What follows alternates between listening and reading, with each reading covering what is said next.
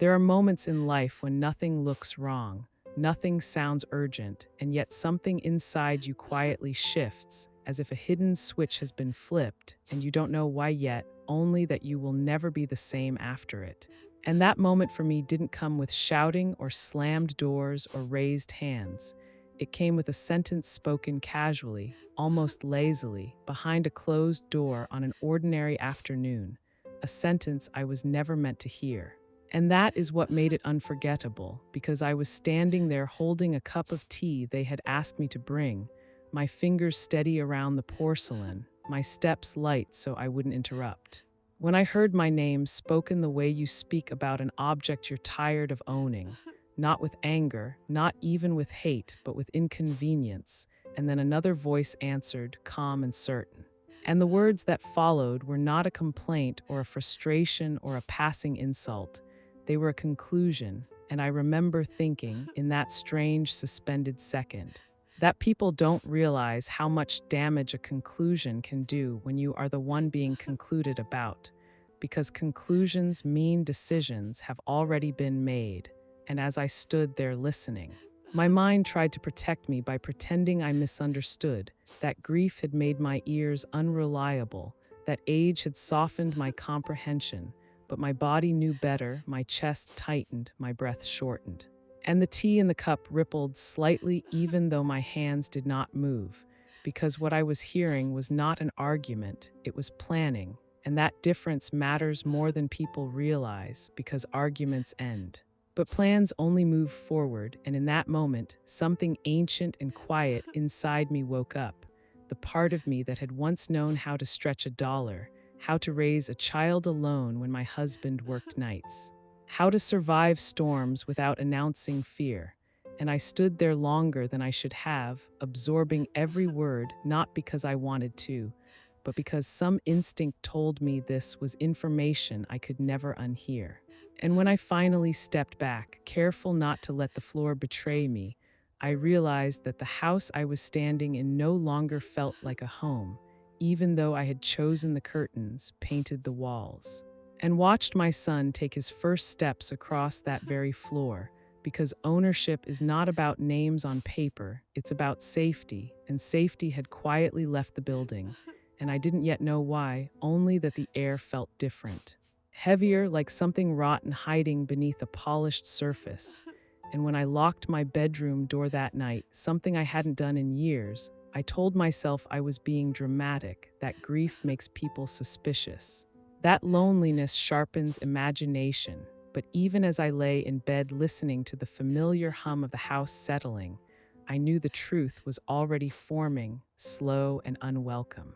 Because love doesn't speak the way I had just heard myself spoken about, and trust doesn't sound like logistics, and family doesn't measure patience in expiration dates. And as I stared at the ceiling fan turning lazily above me, I thought about how I had ended up here in the first place, how after my husband passed, the silence of the house had felt unbearable, not peaceful, just hollow, like living inside an echo, and how my son had offered what sounded like help, said it would be easier for me, safer, simpler, and how I had believed him because mothers are trained to believe before they question. And I had signed papers I didn't fully examine because the signature was given in love, not suspicion. And when they moved in, I told myself the coolness was adjustment, that grief wears different masks. That time would soften edges, but instead the house slowly rearranged itself around me. My things moved without discussion. My space reduced politely, my presence acknowledged less and less, until I became something like background noise, always there, never centered, and I had learned to shrink because shrinking felt safer than confronting. Until that afternoon when I realized shrinking doesn't protect you when someone has already decided what they want from your absence.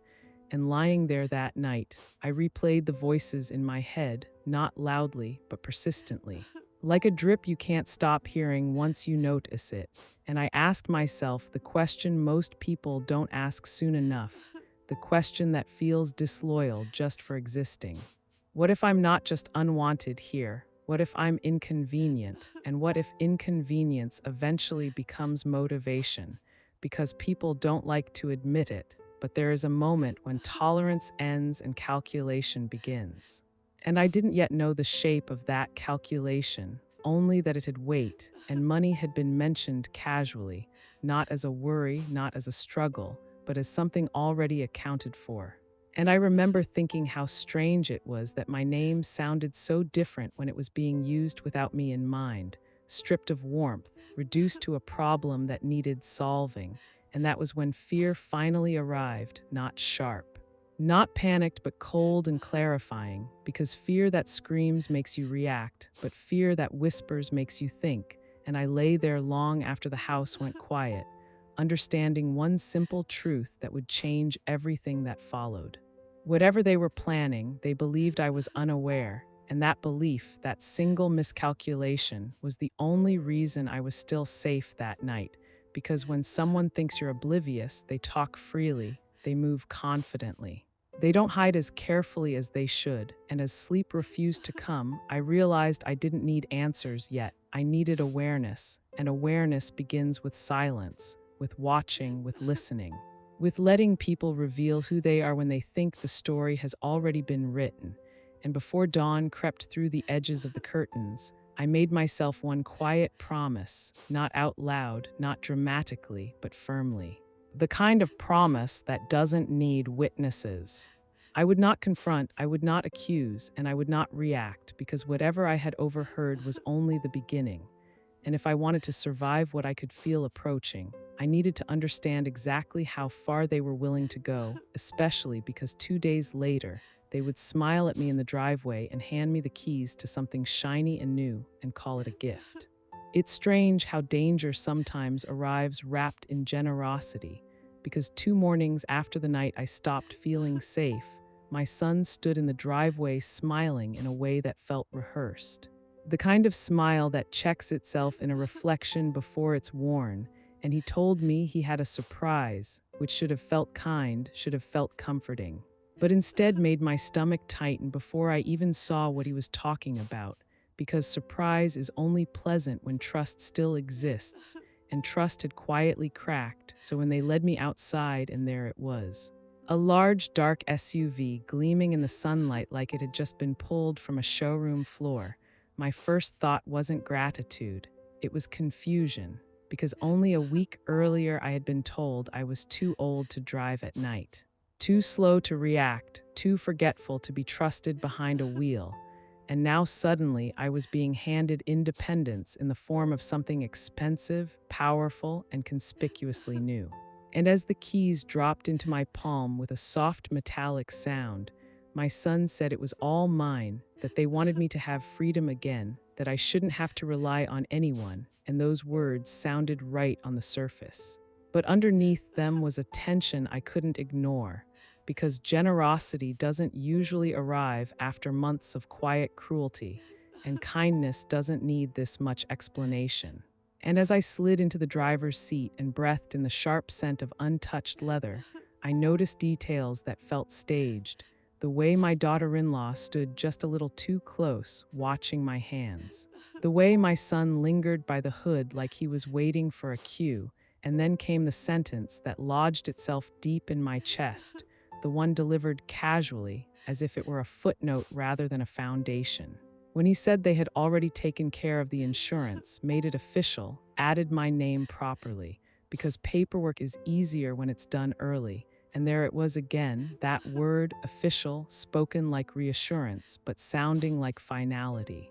And I smiled because that is what I had been trained to do, because smiling keeps peace and peace keeps you housed. And I told myself I was overthinking, that grief can twist perception, that maybe this was an apology in disguise. Maybe guilt had finally arrived, maybe this was the beginning of repair, and for a moment I let myself imagine that version of the story, the one where family realizes its mistakes just in time, but hope is dangerous when it isn't earned. And that hope didn't last long, because the gift didn't end with the vehicle. It continued in layers, subtle at first, then deliberate, like a pattern forming in plain sight. My son suddenly offering to drive me to appointments he'd never cared about before. my daughter-in-law returning from the pharmacy with prescriptions I hadn't discussed with any doctor, small blue pills she said would help me sleep better. Help me rest because rest was important at my age. And she said it kindly, gently even, but she didn't meet my eyes when she said it, and that mattered. Because people avoid eye contact when they're lying or when they don't want you to ask questions. And I noticed how often they guided conversations away from my independence and toward my fragility. How often they reminded me of my age, my tiredness, my need for help, like they were planting an idea and waiting for it to take root. And when they suggested short drives in the new SUV, scenic routes near bridges and water. Framed as fresh air and bonding, I agreed, not because I wanted to go, but because refusal would have broken the rhythm they were building, and rhythm was important to them. I could feel it, like a script they wanted me to follow. And during those drives, I watched more than I spoke, watched how my daughter-in-law studied the dashboard, how she glanced at her phone when she thought I wasn't looking, how my son talked less than usual, as if conserving words. And I told myself to remember everything, not because I knew exactly what was wrong yet, but because memory becomes evidence when intuition is right. And at night, I examined the pill bottle more closely. Notice the pharmacy name was unfamiliar, far from anywhere I had been. Notice the dosage felt heavier than necessary, and I didn't take them, not all of them, just enough to keep up appearances. Because survival sometimes means pretending to comply, and compliance can be camouflage. And still I wondered if I was being unfair, if I was allowing one overheard conversation to poison every interaction. But then there were the small things that didn't need imagination, the way they spoke about me when they thought I was distracted, the impatience that slipped through their smiles, the way my presence seemed tolerated only when I stayed quiet.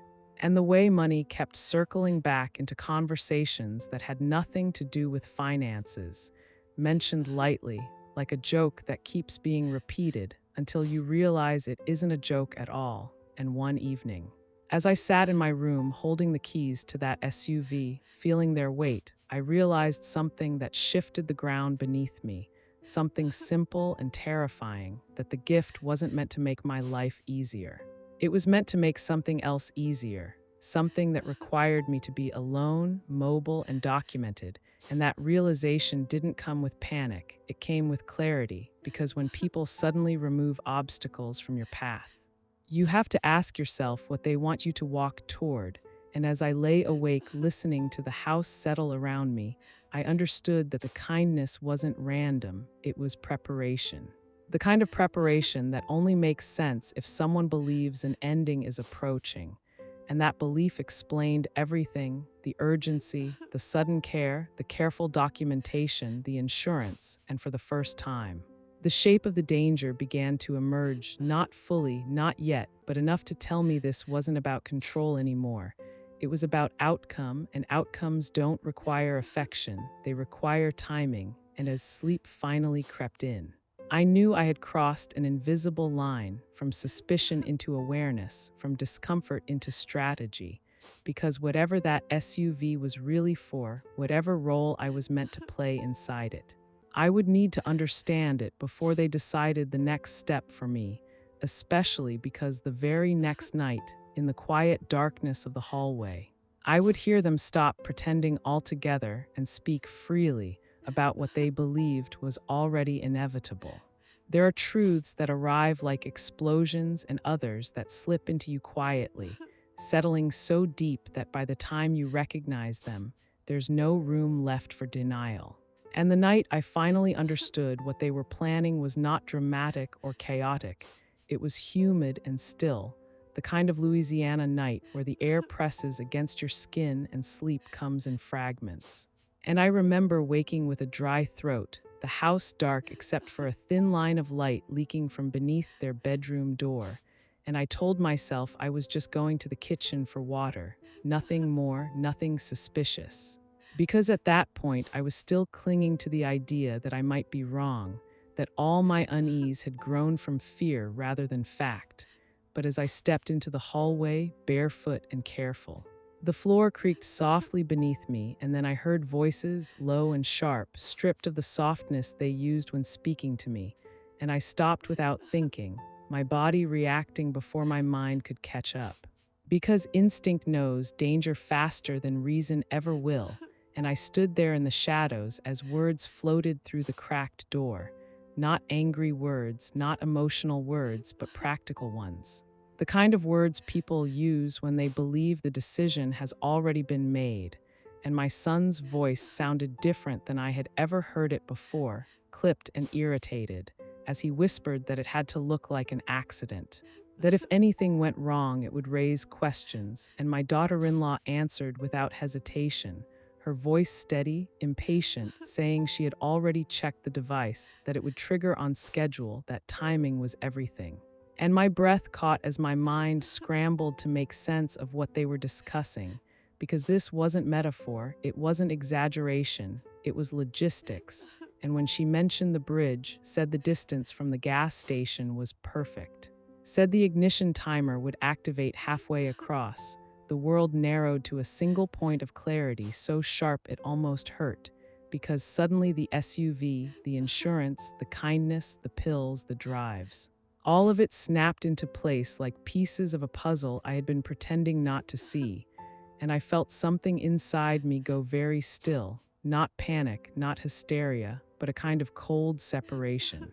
As if my mind stepped back just enough to survive what my heart couldn't, and as they continued, speaking about money with casual certainty, about how much they would receive, about how quickly things could be wrapped up afterward, I understood something terrifying and undeniable, that they weren't hoping I would die, they were planning it, and planning requires confidence, confidence that the victim won't resist, won't question, won't survive. And that confidence came from one thing alone, the belief that I was already fading, already confused, already harmless. And as I stood there listening, I realized how carefully they had been shaping that belief. How every comment about my age, every pill, every gentle reminder of my fragility had been part of conditioning, not for me, but for the story they intended to tell after I was gone. And when my daughter-in-law laughed softly and said something about how the SUV was just like me, polished on the outside but decaying underneath, something in me broke cleanly, not in grief, not in rage, but in attachment. Because at that moment, I stopped seeing them as family at all and saw them instead as strangers who had learned my routines and weaponized them. And the sound of my son agreeing, of him adding details, of him worrying about technical flaws rather than moral ones, sealed it, because you can excuse many things as weakness or influence, but you cannot excuse participation in your own mother's death, and I backed away slowly, praying the floorboards wouldn't betray me, my heart pounding so loudly I was certain they would hear it. And when I reached my room and locked the door, my legs gave out beneath me and I sat on the floor, my back against the wood, breathing shallowly because the body reacts even when the mind refuses to. And in that darkness, I replayed everything again and again, not because I wanted to, but because my brain was trying to understand how love becomes strategy, how care turns into calculation. And I realized then that the most dangerous part of what I had overheard wasn't the device or the fire or the money. It was the certainty in their voices, the calm assumption that I would comply, that I would drive where they suggested, take what they offered, trust what they told me, because trust was the tool they were counting on, and that meant something else became clear too, something that shifted power ever so slightly back into my hands.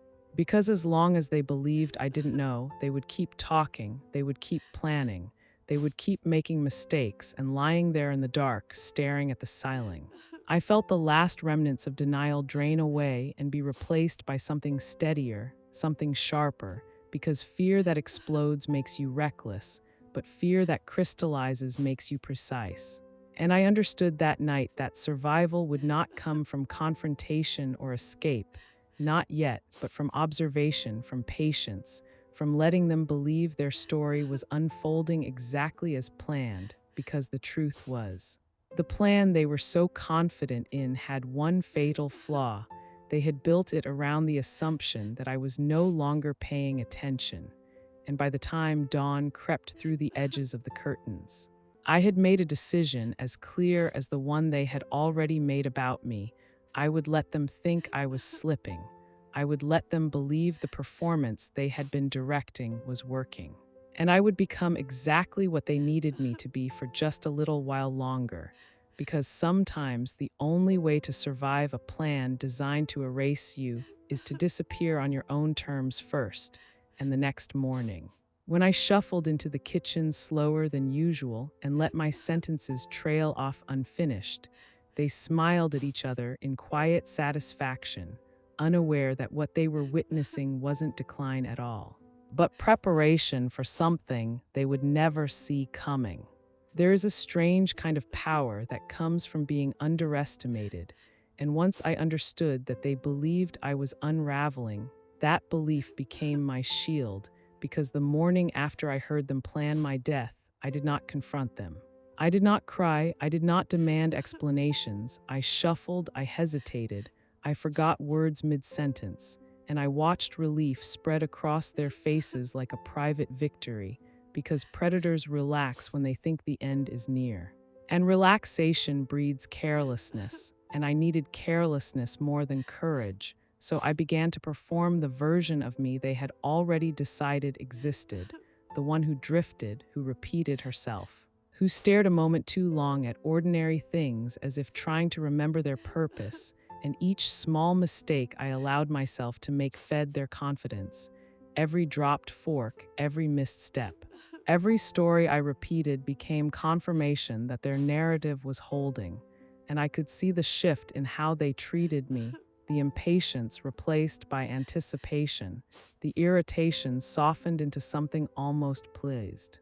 As if my decline was a milestone they had been waiting to reach, and that was when I learned something important, that cruelty doesn't always look like anger. Sometimes it looks like satisfaction, and as the days passed, I noticed how they whispered more freely, how they stopped hiding conversations when I entered a room, how my daughter-in-law began to speak about the future in my presence without including me in it, as if I were already absent. And I let it happen because interruption would have reminded them I was still sharp, still present, and presence was dangerous for their plans. So instead I lined into invisibility. Because invisibility lets you observe without being observed, and I started cataloging everything, not on paper, not where it could be found, but in my mind, building a quiet inventory of details. The way my daughter-in-law checked her phone at specific times, the way my son grew anxious when schedules shifted, the routes they suggested, the repeated mentions of timing, because plans depend on timing and timing leaves patterns. And even as my performance deepened, I felt something unexpected settle inside me, not despair, but control.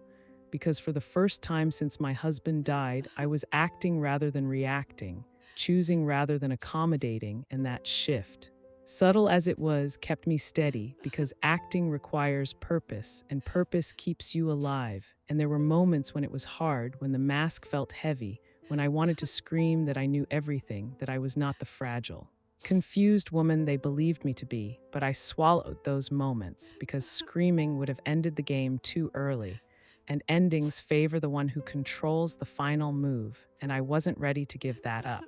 And so I accepted the pills I didn't intend to take, nodded through conversations I didn't believe, smiled at concern that was nothing more than rehearsal, and I noticed how often they referenced doctors I had never met, decisions I hadn't approved, how easily they spoke for me rather than to me, and it became clear that in their minds I had already been reduced to paperwork, to signatures and clauses and timelines. And that reduction made it easier for them to justify what they were doing, because it's always easier to harm an abstraction than a person, and I was becoming an abstraction to them by design, and as unsettling as that realization was, it also revealed their greatest weakness, because abstractions don't fight back, but people who are pretending to be abstractions can plan. And one Sunday morning, as they left the house dressed for their routine outing, Confident enough to leave me alone, I realized I had been given something precious without them even knowing it: time. And time is what turns fear into strategy. And I stood in the quiet house, listening to the garage door close, feeling the hum of absence settle, and I understood that whatever they were hiding, whatever they believed was safely tucked away, was now within reach, because confidence makes people sloppy, and sloppiness leaves trails. And as I walked slowly down the hallway toward their room, my heart steady despite the weight of what I was about to do, I knew that this performance, this fading act I had perfected, was about to pay off. Because the moment someone believes you are no longer capable of understanding, they stop protecting their secrets, and behind one closed drawer, under layers of misplaced trust, was the proof that would turn their imagined ending into a very different kind of conclusion. There's a particular kind of silence that only exists when you know you are doing something that could save your life or end it. And as the house settled into that quiet after they left, I moved through it slowly, deliberately, not rushing.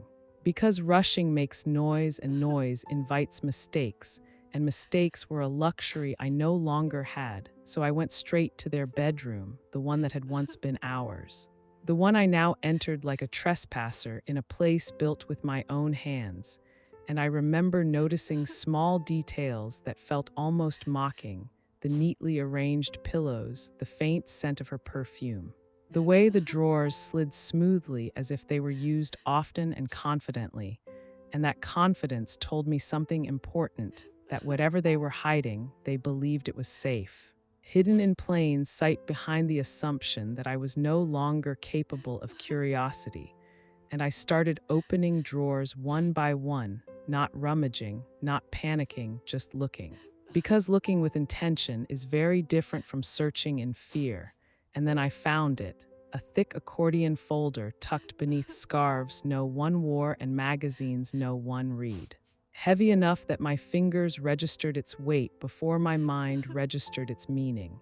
And when I carried it back to my room and locked the door, my hands were steady even though my pulse was not, because steadiness comes from necessity. And necessity had taken over completely, and I sat on the edge of the bed with the folder in my lap for a moment longer than I needed to, breathing, preparing, because I already knew that whatever was inside would change everything. And when I finally opened it, the first page made my vision narrow and my throat tighten all at once, because there it was, my full name typed neatly at the top, my date of birth, my address, my social security number, all laid out with clinical precision, followed by a number so large it felt unreal: $5 million, life insurance, primary insured, and beneath it, beneficiary information listing my son's name without hesitation, without ambiguity. And for a moment my mind tried to soften the blow by pretending there might be some explanation I hadn't considered, some version of concern twisted into preparation. But that illusion didn't survive the next page, or the one after that, because each document stacked certainty upon certainty: email threads between my daughter-in-law and an insurance agent discussing accidental death clauses, questions about vehicle-related incidents, language about expedited processing due to declining health. And I felt something inside me go cold and sharp as I realized this wasn't impulse or desperation. It was design. And the most chilling part wasn't the policy amount or the timing. It was the familiarity with which my life had been reduced to a scenario, a clause, a payout condition. And then I saw it: the signature line. My name written in a careful imitation of my handwriting, close enough to fool a stranger, close enough to pass a glance, but wrong in all the ways that mattered, because you know your own hand the way you know your own voice. And that signature wasn't mine. It was practiced, studied, forged, and that realization landed heavier than anything else. Because forgery requires time, rehearsal, patience, and patience is the clearest evidence of intent. And as I turned the pages with slow precision, I found receipts for devices I didn't understand yet, references to timers and ignition systems, technical language that only made sense in the context of what I had overheard nights before. and suddenly the SUV, the insurance, the kindness, the pills, the roots, all converged into one horrifyingly coherent plan. And I understood that they hadn't just decided I should die, they had built an entire narrative around how it would happen and how it would be explained afterward, complete with paperwork to support a story I would never get to tell. And that realization didn't make me cry, it didn't make me scream, it made me focus. Because when betrayal becomes this thorough, emotion becomes a liability, and clarity becomes the only thing that keeps you breathing. And I flipped through the folder again, slower this time, committing details to memory, dates, names, phrasing, because memory is portable evidence when you don't yet know who you can trust. And as the weight of what they had done settled fully into my chest, I felt something else surface alongside it, not grief for the family I thought I had, but anger so controlled it felt almost calm because grief mourns what was. But anger like this protects what still exists, and I existed, and that mattered. And when I carefully returned the folder to its place, aligning the scarves exactly as I had found them, closing the drawer without a sound, I wasn't sneaking anymore, I was confirming, because confirmation changes the rules of engagement. And as I sat back down on my bed afterward, staring at my reflection in the mirror, I didn't see a victim or a fading old woman. I saw someone who had just discovered the blueprint of her own erasure, and that knowledge came with responsibility, because knowing means acting. But acting without strategy is just another way to lose. And as the house filled again with the sounds of their return, their casual laughter, their easy confidence, I played my role flawlessly, smiled when expected, nodded when spoken to, because now I understood something they didn't, that paper leaves trails. Signatures can be challenged, devices can be traced, and plans that rely on silence collapse when exposed to the right ears. And that night, as I lay awake with the image of that forged signature burned into my mind, I made the most important decision yet, not to confront them, not to flee in panic, but to involve someone who understood how evidence becomes consequence, because the folder had given me proof. But proof without a witness is just paper, and the next morning, I would make one phone call that would quietly shift the balance of power for good. There are moments when survival stops being about fear and starts being about precision, and the morning after I returned that folder to its hiding place, I sat at the small desk in my room staring at an old address book I hadn't opened in years, its pages yellowed, corners softened by time, and as my fingers traced names written in a handwriting younger than mine now, I understood that choosing who to trust was the most dangerous decision I had left to make, because trust had nearly killed me once already, and yet doing this alone would have finished the job. And that is when I found the number I had been hoping was still there, pressed between the pages like a promise I had forgotten I made to myself, a name from a life before this one, from a time when I was seen as capable and sharp and whole. And when she answered on the second ring, her voice steady and familiar, I didn't explain everything at once. I didn't dramatize or rush. I said my name, waited through the pause.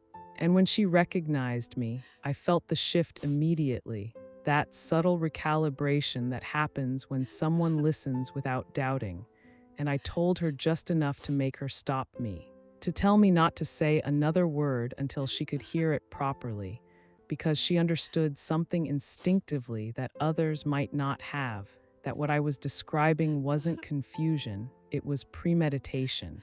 And when she arrived a few days later, composed and alert, her presence alone changed the atmosphere of the house in a way I hadn't realized was possible, because predators sense authority even when they don't recognize it. And I watched my son stiffen, watched my daughter-in-law tighten her smile, as if something in them recognized a threat they hadn't accounted for, and we didn't waste time with pleasantries, we didn't reminisce or soften the truth. I told her everything from the first overheard sentence to the ignition timer to the forged signature, and she listened without interrupting, her pen moving steadily, her expression unreadable, and when I finished, She didn't hesitate or console. She said something that anchored me more than sympathy ever could. She said that this wasn't misunderstanding or family conflict. It was a crime in motion, and that clarity mattered. Because once you name a thing accurately, you can respond to it effectively. And from that moment forward, the rules changed because this was no longer about my word against theirs. It was about building a case they wouldn't see coming. And she outlined the plan with calm precision. No confrontation, no accusations, no changes in routine that might raise suspicion, because suspicion would make them cautious, and caution would erase evidence. And evidence was now our currency, and she handed me a small recording device, simple and unassuming, and told me to keep it with me at all times, not to provoke conversations, not to ask questions, but to let them talk. Because people who believe they've already won reveal more than they realize. And as we began copying documents, photographing pages, comparing signatures, I felt the strange comfort of order return. Because chaos had been replaced by steps, by process, by a path forward that didn't require me to be brave, only careful. And when we examined the SUV together, methodically, professionally, I saw the plan reflected in metal and wires. Modifications that didn't belong, components added quietly, and her reaction confirmed what I already knew in my bones, that the danger was real, tangible, measurable, and as unsettling as that was, it was also grounding. Because tangible threats can be dismantled, and she explained how patience would be our greatest weapon, how we would let them continue believing their timeline was intact, because disrupting that timeline too early could cost us everything.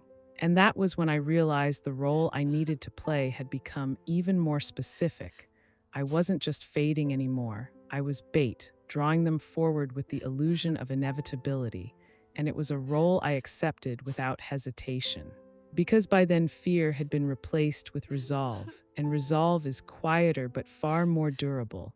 And when she left that evening, promising to return with next steps, I held the recorder in my palm and felt the weight of what was coming. Not with dread, but with readiness, because now I wasn't just surviving their plan, I was documenting it, and documentation turns intent into consequence. And as the days passed, I leaned deeper into the performance, repeating stories. Missing cues, letting my voice trail off, and I could see their confidence grow, their whispers turning bolder, their assumptions louder, and each word they spoke, each careless detail they shared, fed the quiet machine we were building against them. And by the time I left the house in the early hours of a Tuesday morning without warning, without luggage, without explanation beyond a single envelope left on the counter, the plan had already moved beyond them.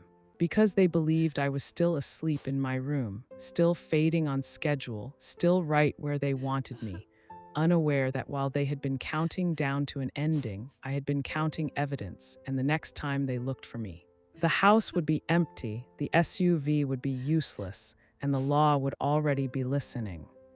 Leaving didn't feel dramatic, and that was the strangest part of all, because when the moment finally came, it wasn't fueled by adrenaline or panic or some cinematic rush of bravery.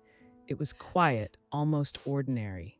As if my body understood long before my mind, did that survival sometimes looks like calm obedience to a plan only you can see. And I remember the exact time because precision had become my language by then.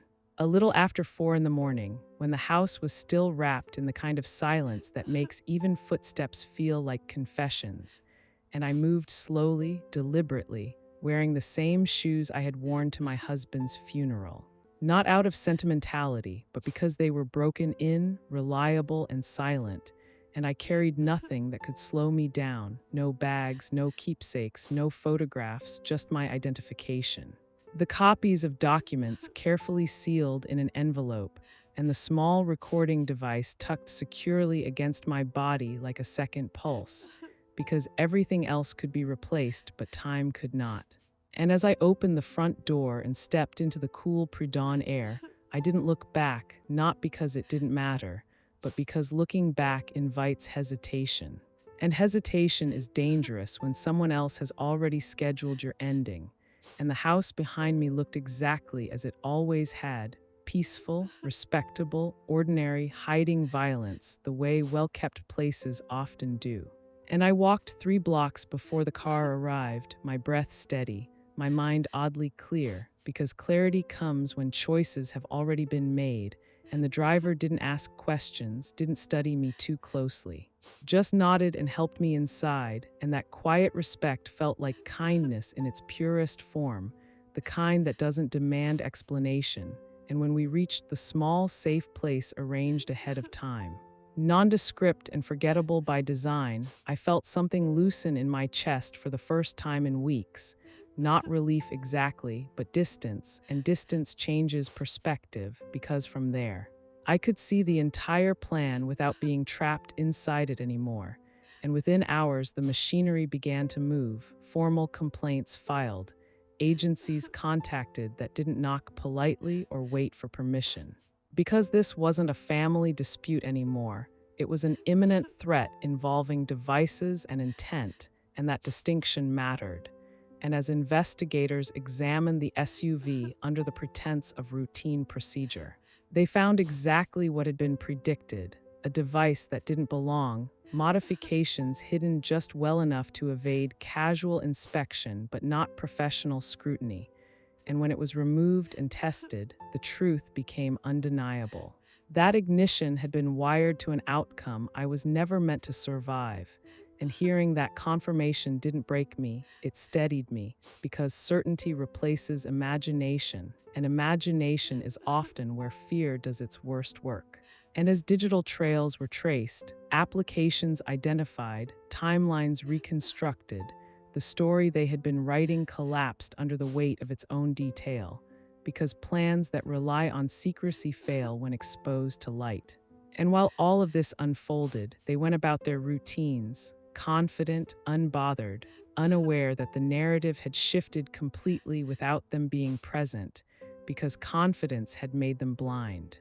And blind people don't notice when the ground disappears beneath their feet, and when authorities returned with warrants rather than questions. The transformation was immediate: disbelief first, then outrage, then fear. Because people who plan harm rarely imagine consequences applying to them. And as they were separated, questioned, documented, I wasn't there to witness it, and that absence felt deliberate, appropriate. Because I didn't need to watch them fall to know gravity still worked, and instead I sat in a quiet room, listening to updates, watching sunlight move across unfamiliar walls, understanding that the most important part of my escape wasn't distance or protection. It was timing, because I had left before they were ready, before they could adjust, before they could erase their tracks, and that timing preserved everything. The evidence, the recordings, the paper trail, the truth. And by the time news reached them that I was gone, truly gone, not lost or delayed, but unreachable, the plan they had built collapsed inward.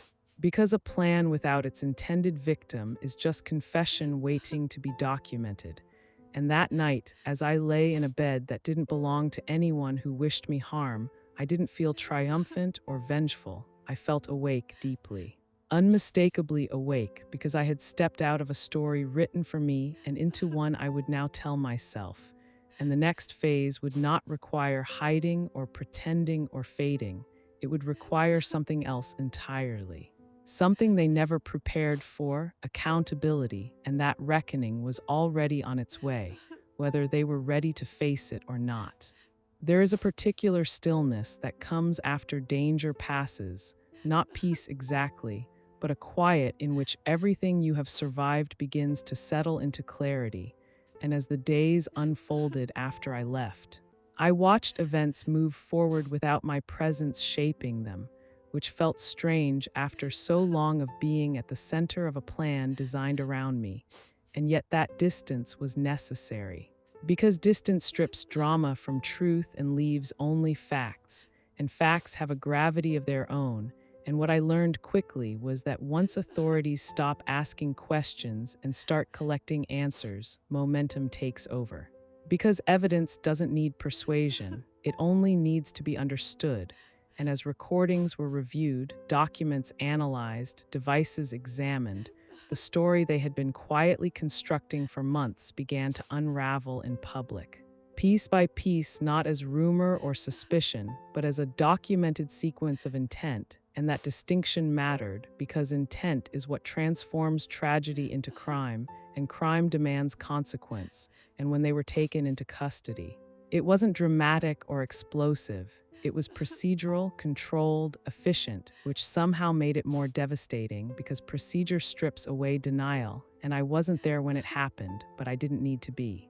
Because the reports described it clearly enough, the disbelief, the shifting explanations, the sudden realization that the silence they had counted on had turned into testimony, and as charges were filed, serious ones that carried words like conspiracy and fraud and tampering, the story grew beyond the walls of that house, beyond family, beyond privacy, and entered a space they had never intended it to reach: public record.